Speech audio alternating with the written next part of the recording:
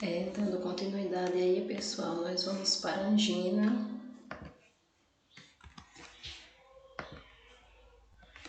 É causada por cardiopatia aterosclerótica, tendo como sintoma aí dor no peito, é grave e causa uma sensação de constrição, pressão ou sufocação, irradia no lado esquerdo do corpo, para o pescoço, maxilar, os ombros ou braços. E essa dor no peito ela é resultante de exercício, esforço físico, exposição ao frio, comer uma refeição grande e estresse, né? Essa questão de comer uma refeição grande, né, a dor ocorre à medida que o sangue é desviado para o aparelho digestivo, tá? Concentrando-se lá para que a refeição seja feita. Uma coisa que nós precisamos saber na angina é que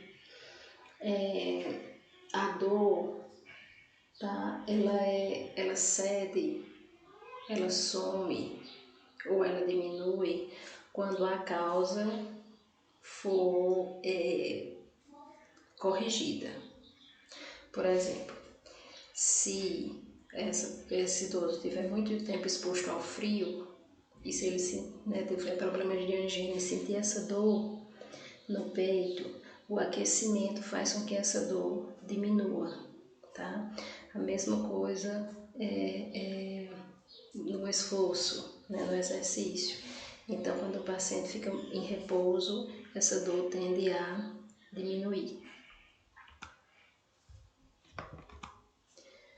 O tratamento visa aumentar o suprimento de oxigênio para o músculo cardíaco e diminuir as demandas de oxigênio e do coração. A medicação, nós temos os anti-anginas que relaxam a camada do músculo liso, tá?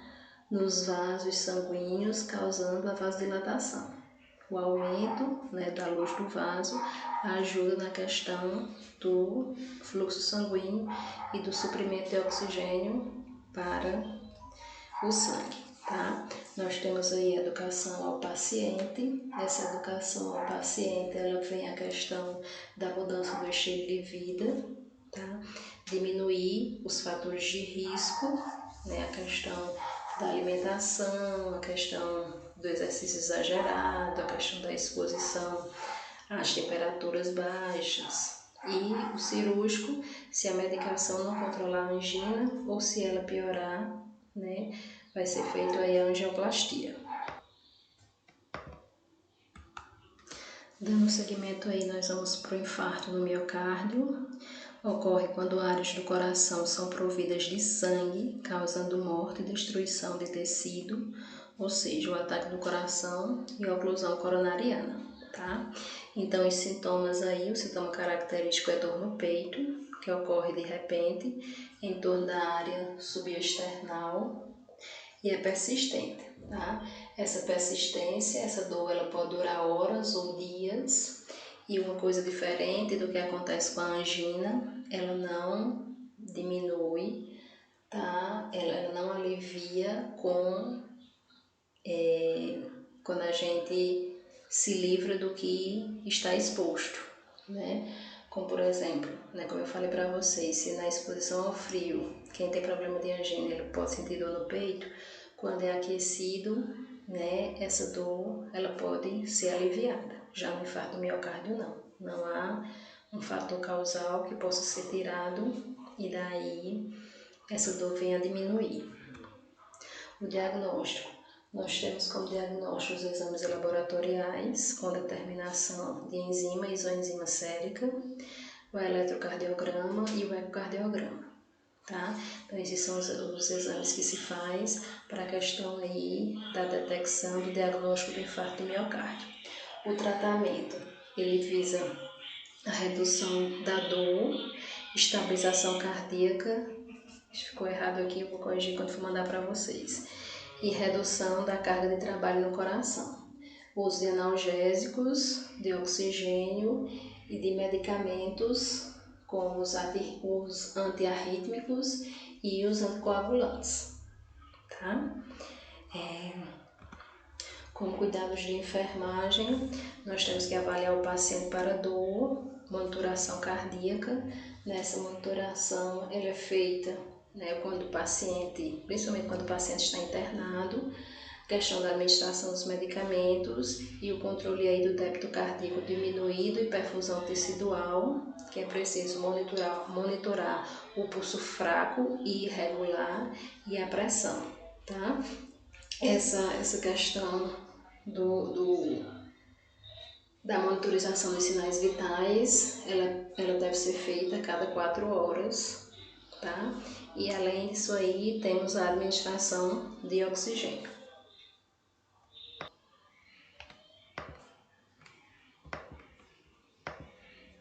E daí nós vamos para o AVC, né?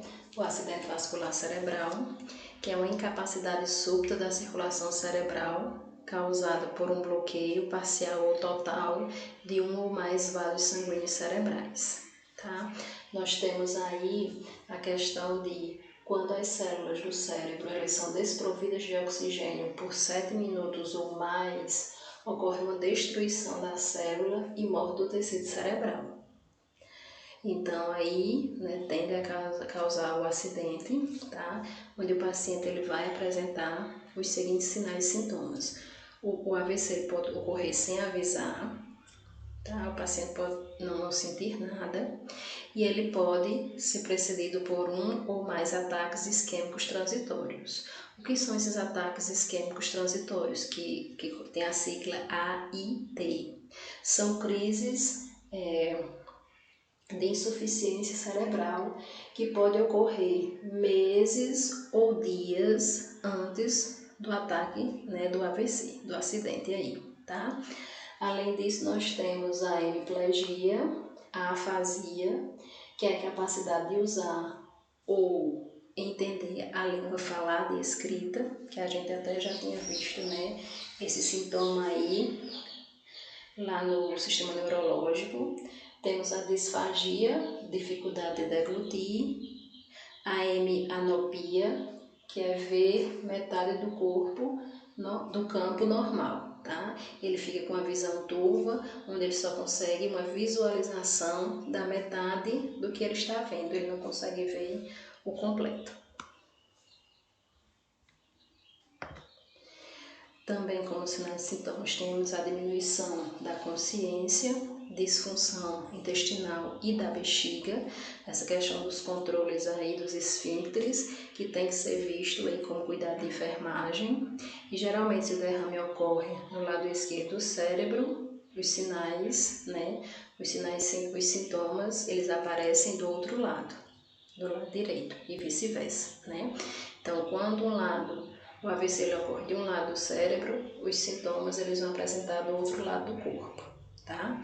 E os sintomas eles podem diminuir completamente, parcialmente ou serem tolerados, dependendo da quantidade de lesão cerebral que ocorreu, ok?